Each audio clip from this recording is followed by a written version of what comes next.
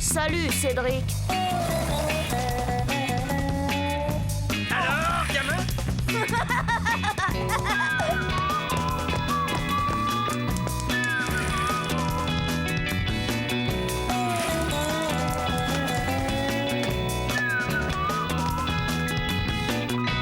Quelle vie on mène tout de même quand on a 8 ans.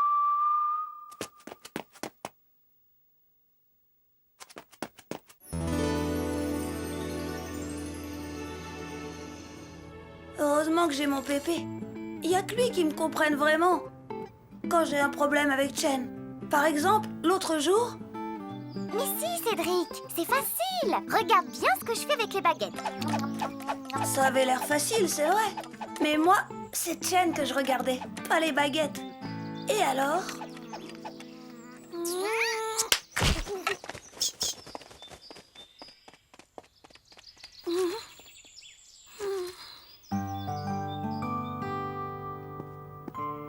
Allez, gamin, ça passera les brouilles et les chagrins d'amoureux. C'est normal.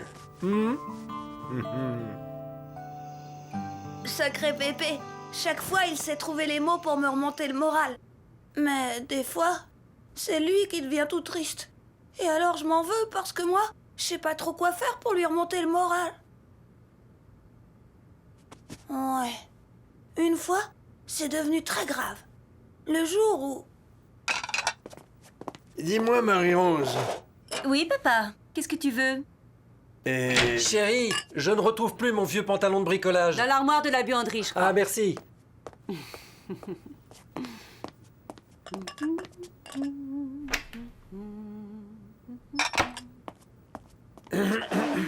Papa? Oh oui, qu'est-ce que tu disais déjà? Voilà. Élégant, chérie. Sur l'étagère du dessus! Excuse-moi, papa. Alors, tu disais? J'ai fini mes devoirs, je peux aller jouer, dis. Oui, mais pas trop longtemps, on dîne dans 1 heure.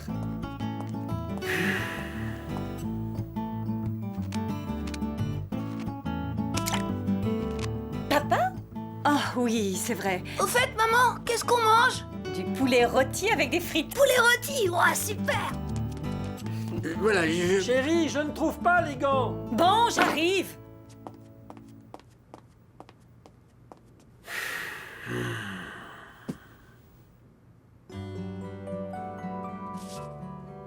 Bon, voilà. J'ai un problème. Je suis moulu, fourbu, courbattu. Je me sens comme une vieille potiche, quoi. Depuis quelques jours, je ne dors pas bien parce que j'ai mal au dos. Psst, maman, viens voir. Qu'est-ce que tu en penses? Moi, à mon avis, c'est à cause du matelas. Il suffirait de le retourner. Seulement pour ça, il faudrait que quelqu'un m'aide. Bah, papa, qu'est-ce qui te prend? Tu parles aux plantes vertes maintenant? Et alors? J'espère au moins que ça ne dérange personne que je parle aux plantes. Allez, viens, gamin, j'ai besoin de prendre l'air, moi aussi.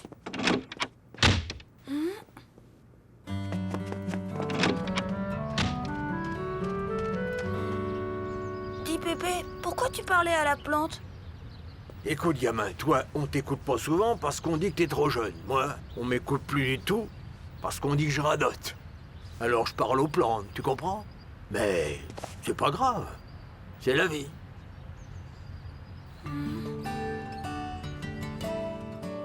J'ai pas tout bien compris ce qu'il voulait dire, Pépé.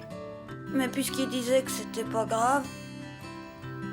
Mais en fait, ça l'était grave. C'est même devenu de plus en plus grave. Pépé! Pépé! Hé, Pépé! Pépé! T'avais raison. Tu sais quoi? Je me suis réconciliée avec Chen. C'est grâce à toi, Pépé.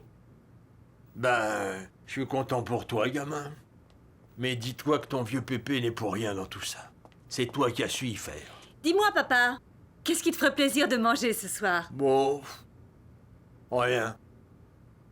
Mais enfin, papa, qu'est-ce qui se passe? Voilà des jours que tu ne manges presque plus. On dirait que tu n'as plus goût à rien. Ben, je crois bien que je suis fatigué de vivre assis là, inutile dans ce fauteuil. Inutile. Qu'est-ce que tu racontes? J'ai besoin de toi, moi. Ah oui, et pourquoi? Je serais bien curieux de le savoir. Mais c'est toi qui t'occupes du jardin, par exemple. Tu me parles.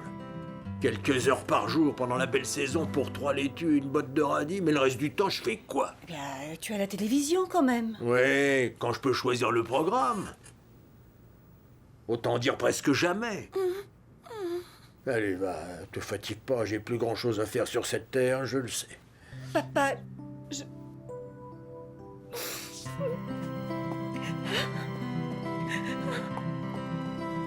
Dis, Pépé, tu penses pas ce que tu dis, hein? Tu sais bien que j'ai besoin de toi, moi aussi.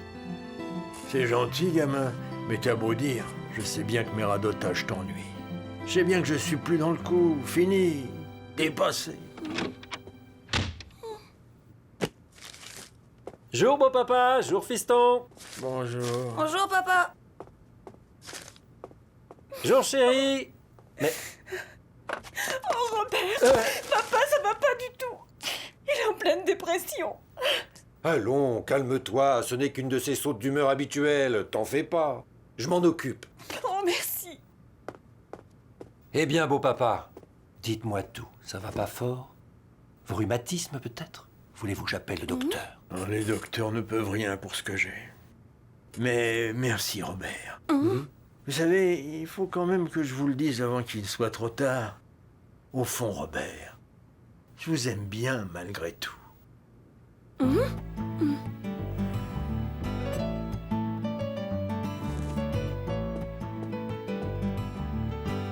Oh. Tu as raison, chérie, c'est très grave, il m'a dit qu'il m'aimait bien.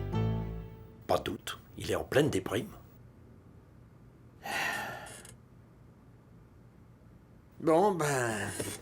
bonne soirée, vous tous. Moi, je vais me coucher. Amusez-vous bien. Pépé. Oh là là, il avait pas le moral, Pépé. Le lendemain, j'en ai parlé avec Chen. Ça me fait la peine à moi aussi. Tu sais, Cédric, je l'aime beaucoup, ton Pépé. Mais tu vas voir, je suis sûre que ça va s'arranger. Chen et son cœur d'or, elle me comprend si bien, elle aussi. Mais je m'en voulais de pas savoir quoi faire pour Pépé. Papa a bien dit qu'on devait tous y mettre du sien. Mais c'était plus facile à dire qu'à faire.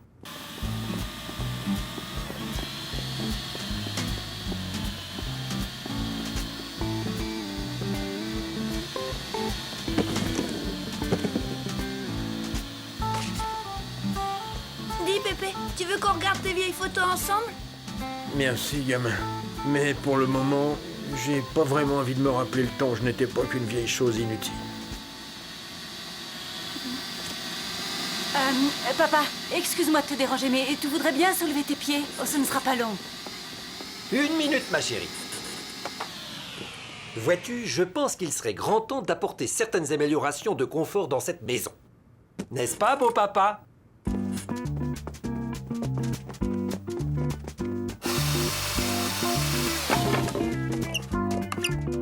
Et voilà le travail, fiston. Avec un peu d'imagination, ton grand-père finira par retrouver un moral à tout casser. Eh oui, un fauteuil à roulettes. Comme ça, on pourra passer l'aspirateur partout sans déranger mon papa. Tenez, essayez.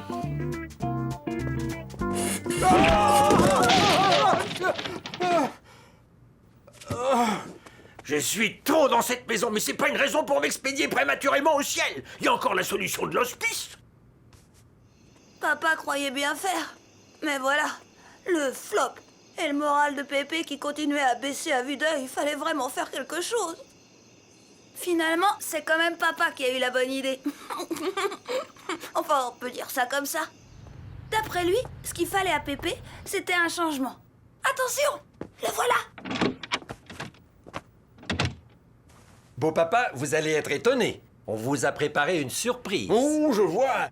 La décision est prise. Je suis bon pour l'hospice. Voyons, beau papa. Allez, fermez les yeux et venez dans le salon. Vous allez être épaté. Crédit idiot, mais qu'est-ce que c'est? Où est passé mon fauteuil? Qu'est-ce que c'est que cette cochonnerie? Cette cochonnerie, beau papa, c'est un Relax, votre nouveau fauteuil. Relax, le confort du 21e siècle, le dernier cri des recherches en ergonomie. Un ergot quoi? Asseyez-vous donc, beau papa. Une démonstration vaudra mieux que tous les discours. Voyons. De la main droite, manœuvrez doucement la poignée vers le bas. Oh, mais doucement, ils disent. Sois patient, Robert, c'est nouveau pour lui. Tu as raison, chérie. Voyons maintenant. Pour relever le dossier, répétez la manœuvre en redressant doucement le dos. C'est pas vrai. Doucement, j'ai dit doucement. Essayez-vous même puisque vous êtes si malin. C'est ça. Ôtez-vous de là que je vous montre et tant pis si le ridicule vous tue. Bon, la poignée vers le bas et... Papa! Cédric! Laisse les rires bêtement, chérie. Viens plutôt me lire le mode d'emploi, ça sera plus facile pour moi. Basculez l'accoudoir vers l'arrière. Manœuvrez la poignée.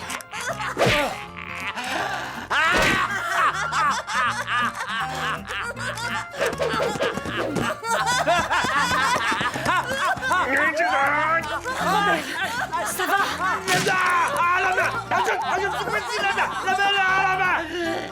Mais Robert, où est-ce que tu vas? Récupérer le fauteuil de ton père avant que le magasin ne le fiche à la poubelle. Et voilà.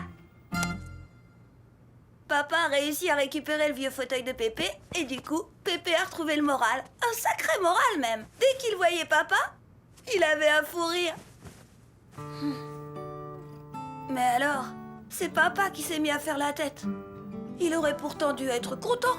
C'est quand même grâce à son idée si Pépé a retrouvé le moral.